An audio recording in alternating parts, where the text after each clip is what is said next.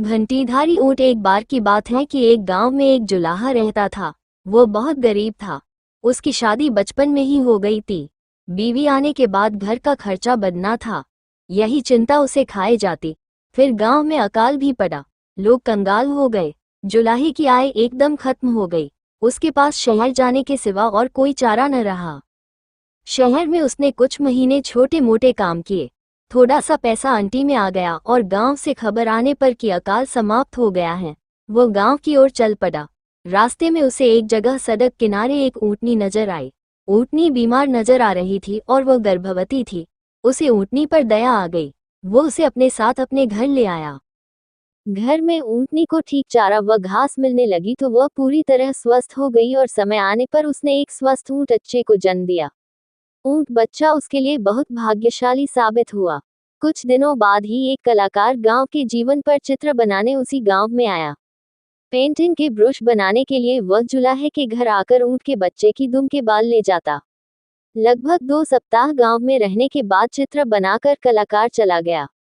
इधर ऊँटनी खूब दूध देने लगी तो जुलाहा उसे बेचने लगा। एक दिन वहां कलाकार गांव लौटा और जुलाहे को काफी सारे पैसे दे गया, क्योंकि कलाकार ने उन चित्रों से बहुत पुरस्कार जीते थे और उसके चित्र अच्छी कीमतों में बिके थे। जुलाहा उस ऊँट बच्चे को अपना भाग्य का सितारा मानने लगा। कलाकार से मिली राशि के कुछ पैसों से उसने ऊँट के गले के लिए सुंदर सी घंटी खरीदी और पहना दी। इस प्रकार जुलाहे के दिन फिर गए। वो अपनी दुल्हन को भी एक दिन गौना करके ले आया।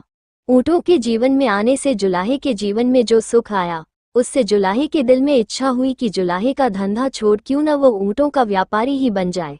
उसकी पत्नी भी उससे पूरी तरह सहमत हुई। अब तक वह भी गर्भवती हो गई थी और अपने सुख के लिए ऊँटनी व ऊँट बच्चे की आभारी थी। जुलाहे ने कुछ ऊँट खरीद लिए। उसका ऊँटों का व्यापार चल निकला। अब उस जुलाहे के पास ऊँटों की एक बड़ी टोली हर समय रहती।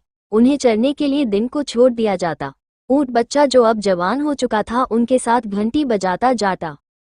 एक दिन घंटीधारी की तरह ही के एक युवा ऊँट ने उससे कहा, भैया, तुम हमसे दूर दूर क्यों रहते हो? घंटीधारी गर्व से बोला, वाह, तुम एक साधारण ऊँट हो। मैं घंटीधारी मालिक का दुलारा हूँ। मैं अपने से ओछे ऊँटों में शामिल होकर अपना मान नहीं खोना चाहता। उसी क्षेत्र में वन में एक शेर रहता था। शेर एक ऊंचे पत्थर पर चकर ऊँटों को देखता रहता था। उसे एक ऊँट और ऊँटों से अलग थलग रहता नजर आया। जब शेर किसी जानवर के झुंड पर आक्रमण करता है तो किसी अलग थलग पड़े को ही चुनता है। घंटीधारी की आवाज के कारण ये काम भी सरल हो गया था। बिना आंखों देखे वो घंटी की आवाज पर घात लगा सकता था। दूसरे दिन जब ऊँटों का दल चरकर लौट रहा था तब घंटीधारी बाकी ऊँटों से 20 कदम पीछे चल रहा था। शेर तो घात लगाए बैठा ही था। घंटी की आवाज को निशाना बनाकर वह दौड़ा और उसे मारकर जंगल में खींच ले गया। ऐसे घंटीधारी के अहंकार ने उसके जीवन की घंटी बजा दी। सीखा, जो स्वयं को ही सबसे श्रेष्ठ समझता है उसका अहंकार शीघ्र ही उसे ले डूबता है।